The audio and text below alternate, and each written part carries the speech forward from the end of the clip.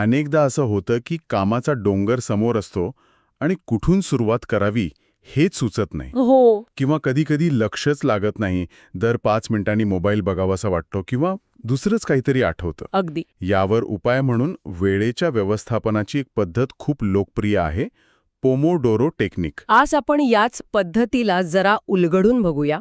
आपल्याकडे या विषयावरचे अनेक लेख आहेत, काही वैज्ञानिक संशोधन आणि लोकांचे प्रत्यक्ष अनुभव सुद्धा आहेत. अच्छा. यातून आपण हे समजून घेणार आहोत की ही पद्धत नक्की काय आहे, ती इतकी प्रभावी का वाटते आणि लोक याचा वापर करताना कोणत्या सामान्य चुका करतात. आणि सगळ्यात महत्त्वाचं म्हणजे हा काही दगडावरची रेष नाही, तर प्रत्येकजण आपल्या गरजेनुसार यात कसा बदल करू शकतो, नाही का? बरोबर. या तंत्राची सुरुवातच मुळात खूप रंजक आहे.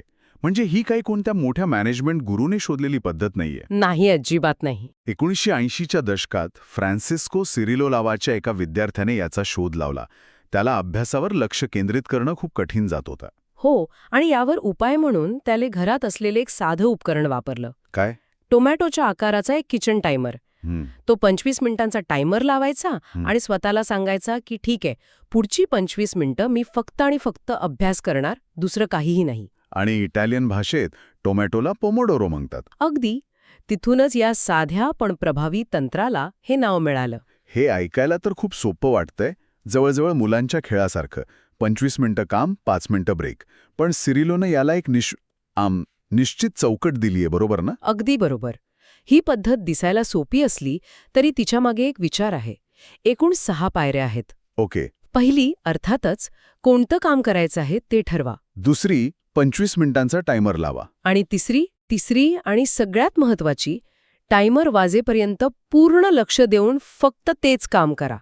मध्येच मेसेज बघणं, चहा प्यायला उठणं असं काही नाही. म्हणजे ती 25 मिनिटं पूर्णपणे. हो, पूर्णपणे त्या कामासाठी समर्पित. आणि मग चौथी पायरी, टायमर वाजल्यावर 5 मिनिटांचा छोटा ब्रेक घ्या. आणि या ब्रेकमध्ये कामाशी संबंधित काहीही करायचं नाही. अच्छा. उठून फिरा, पाणी प्या, खिडकी बाहेर बघा. ओके. 5वी पायरी, अशी 25 मिनिटांची 4 सत्र म्हणजे 4 पोमोडोरो पूर्ण करा. आणि मग एक मोठा ब्रेक. हो, शेवटची 6वी पायरी म्हणजे 4 सत्रानंतर 15 ते 30 मिनिटांचा एक मोठा छान ब्रेक घ्या. गंमत म्हणजे आपल्या स्रोतांमध्ये असं लिहिलंय की सिरिलोने मेकॅनिकल टायमर म्हणजे तो चावी देण्याच्या टायमरवर भर दिला होता. हो. आजकाल तर आपल्या मोबाईलमध्ये शेकडो ॲप्स आहेत.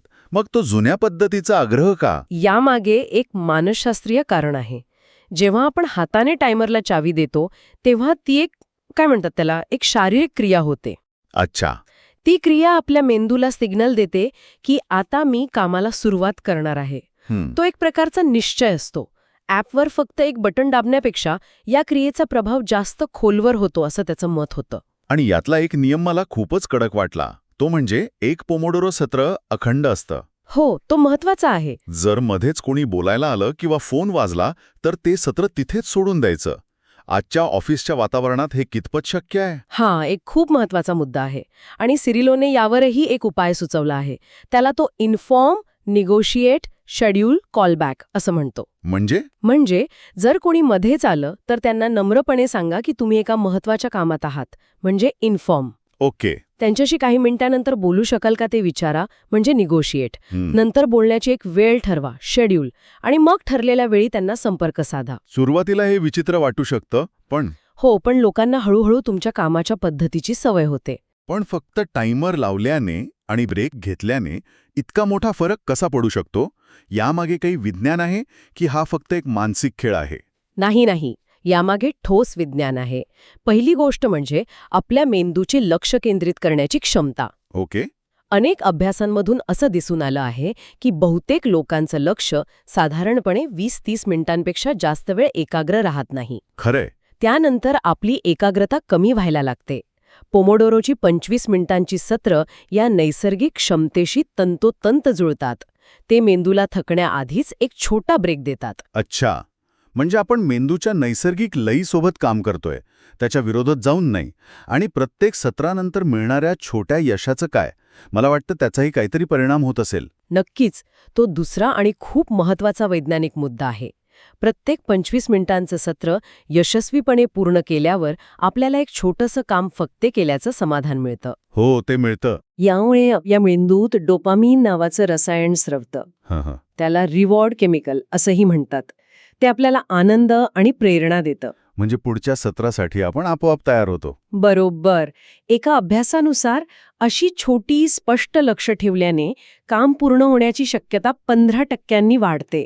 हे ऐकायला खूप छान वाटते. पण याला काही संशोधनाचा आधार पण आहे का? म्हणजे आकडेवारी काय सांगते? हो, आपल्या स्रोतांमध्ये याबद्दल ठोस आकडेवारी आहे. युनिव्हर्सिटी ऑफ मिशिगनच्या एका अभ्यासात असं आढळलं की कामादरम्यान नियमित छोटे ब्रेक घेतल्याने लोकांच्या कामातील चुकांचं प्रमाण 27% कमी झालं. 27%? हो, आणि जर्नल ऑफ अप्लाइड सायकॉलॉजीमधील एका संशोधनानुसार ही पद्धत वापरणारे लोक इतरांपेक्षा 33% लवकर काम पूर्ण करतात. म्हणजे फक्त वेगच नाही, तर कामाचा दर्जाही सुधारतो. अगदी. आणि तिसरा सगळ्यात मोठा फायदा म्हणजे मल्टीटास्किंग टाळणं. जो आपण सगळेच करतो. हो, इकडे ईमेल लिहितोय, तिकडे फोनवर बोलतोय. एका अभ्यासानुसार अशा प्रकारे काम करणाऱ्यांना एखादं काम पूर्ण करायला 50% जास्त वेळ लागतो. पोमोडोरो आपल्याला एका वेळी फक्त एकाच कामावर लक्ष केंद्रित करायला भाग पाडतं. थांबा, म्हणजे ही आकडेवारी एकत्र केली तर चुका 27% कमी होतात, काम 33% लवकर होतं आणि मल्टीटास्किंगमुळे वाया जाणारा 50% वेळ वाचतो. हे तर जबरदस्त आहे. अगदी तसंच आहे. म्हणूनच ही पद्धत इतकी प्रभावी ठरते. पण मग जर हे तंत्र इतकं प्रभावी आहे, तर प्रत्येकजण ते का वापरत नाही? किंवा अनेक जण ते सुरू करतात, पण नंतर सोडून देतात. बरोबर. मी स्वतः हे तंत्र वापरून बघितलंय आणि माझ्या बाबतीत तरी सगळ्यात मोठी अडचण येते ती म्हणजे ब्रेक घेण्याची. हो, ही एक खूप सामान्य अडचण आहे.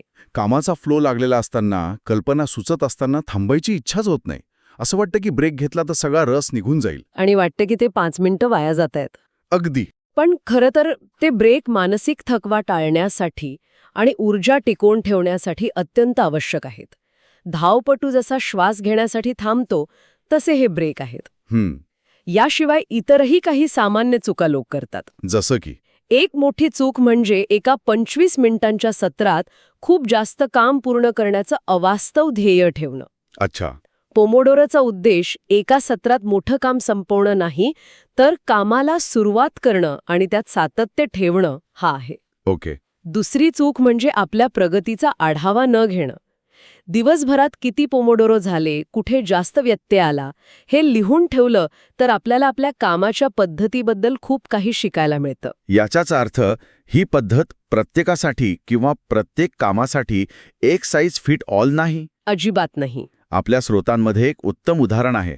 सॉफ्टवेअर डेव्हलपरना अनेकदा कामावर पुन्हा लक्ष केंद्रित करायला, म्हणजे काय म्हणतात त्याला, कॉन्टेक्स्ट रिकव्हरी. कॉन्टेक्स्ट रिकव्हरी, त्यासाठीच 15 मिनिटं लागतात. त्यांच्यासाठी 25 मिनिटांचं सत्र खूपच छोटं ठरतं. बरोबर. त्यांना कामात शिरताच बाहेर पडायची वेळ येते. हो. तुम्ही अगदी बरोबर मुद्दा मांडला आहे. आणि म्हणूनच या तंत्रात लवचिकता खूप महत्वाची आहे. मूळ 25 मिनिटांचा नियम हा एक सुरुवातीचा बिंदू आहे, अंतिम नाही. म्हणजे आपण बदल करू शकतो. नक्कीच. ज्या कामांना जास्त एकाग्रतेची आणि सलग वेळेची गरज असते, जसे की कोडिंग, लिहिणं किंवा डिझायनिंग, त्यांच्यासाठी लोक यात बदल करतात. काही जण 50 मिनिटं काम आणि 10 मिनिटं ब्रेक ही पद्धत वापरतात. 50-10? हो, याला फ्लोमोडोरो किंवा 50-10 टाइम बॉक्स असेही म्हणतात. काही जण 45-15 मिनिटांची सत्रासुद्धा वापरतात. म्हणजे आपल्या कामाचं स्वरूप आणि आपली स्वतःची लक्ष केंद्रित करण्याची क्षमता ओळखून आपण आपला स्वतःचा पोमोडोरो तयार करू शकतो. हो, आणि तुम्ही जो क्रिएटिव्ह कामांचा फ्लोचा मुद्दा मांडला, तोही महत्वाचा आहे. हो. काही तज्ज्ञ असेही सुचवतात की जर तुमचा कामाचा फ्लो खूप चांगला लागला असेल आणि तुम्हाला थांबावंसं वाटत नसेल, तर ब्रेक घेऊ नका, काम सुरू ठेवा. म्हणजे नियम मोडायलाही परवानगी आहे. हो, पण विचारपूर्वक. पोमोडोरोचा उद्देश मदत करणं आहे, अडथळा आणणं नाही. अच्छा.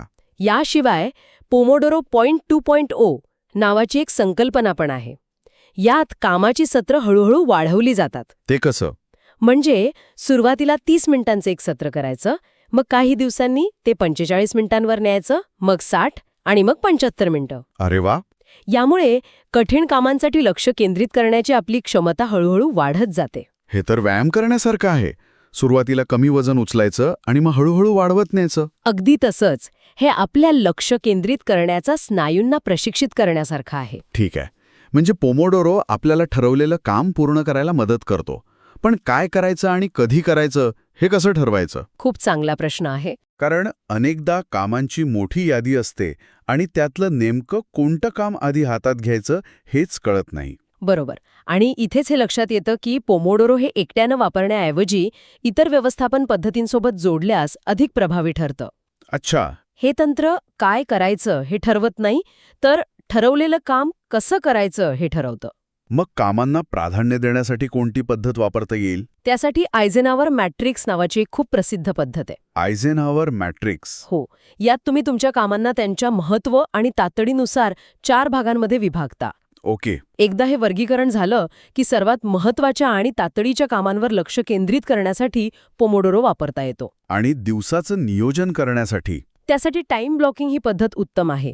यात तुम्ही तुमच्या कॅलेंडरमध्ये प्रत्येक कामासाठी ठराविक वेळ आधीच ठरवून ठेवता. उदाहरणार्थ सकाळी 10 ते 11 रिपोर्ट लिहिणार, 11 ते 11:30 ईमेल्सना उत्तरं देणार. या ठरवलेल्या वेळेत काम पूर्ण करण्यासाठी मग तुम्ही पोमोडोरोचे सेशन्स वापरू शकता. म्हणजे आयझेनहॉवर मॅट्रिक्स वापरून काय महत्वाचं आहे ते ठरवायचं, टाइम ब्लॉकिंगनी त्यासाठी वेळ बाजूला काढायचा आणि त्या वेळेत पोमोडोरो वापरून पूर्ण लक्ष देऊन ते काम संपवायचं. ही तर एक संपूर्ण कार्यप्रणालीच झाली. बरोबर. या तिघांना एकत्र वापरल्याने कामाला एक संपूर्ण रचना मिळते. नियोजन, प्राधान्यक्रम आणि अंमलबजावणी या तिन्ही गोष्टींची काळजी घेतली जाते. तर आजच्या चर्चेतून एक गोष्ट स्पष्ट झाली आहे की पोमोडोरो हे फक्त एक टायमर लावण्याचं तंत्र नाही. नाही, अजिबात नाही. ही एक विचारपूर्वक बनवलेली सिस्टीम आहे जी विज्ञानावर आधारित आहे. पण ती यशस्वी तेव्हाच होते जेव्हा आपण त्यातल्या सामान्य चुका टाळतो आणि सर्वात महत्त्वाचं म्हणजे आपल्या गरजेनुसार तिला लवचिक बनवतो. अगदी बरोबर. या तंत्राचा खरा उद्देश फक्त वेळेचं व्यवस्थापन करणं नाही, तर आपली ऊर्जा आणि आपलं लक्ष यांचं व्यवस्थापन करणं आहे. कारण आजच्या जगात वेळ कमी नाही, आपलं लक्ष विचलित करणाऱ्या गोष्टी जास्त आहेत. बरोबर. जाता जाता एक विचार करण्यासारखा मुद्दा. सांगा. आपण सगळे या टायमरकडे काम मोजण्याचं किंवा स्वतःवर जबरदस्ती करण्याचं एक साधन म्हणून बघतो. पण जर आपण त्याच्याकडे लक्ष केंद्रित करण्याचा आणि जाणीवपूर्वक विश्रांती घेण्याचा सराव करणारं एक माइंडफुलनेस साधन म्हणून पाहिलं तर कदाचित कामाकडे बघण्याचा आपला दृष्टिकोनच बदलून जाईल. ते ओझं न वाटताय खेळ वाटू लागेल.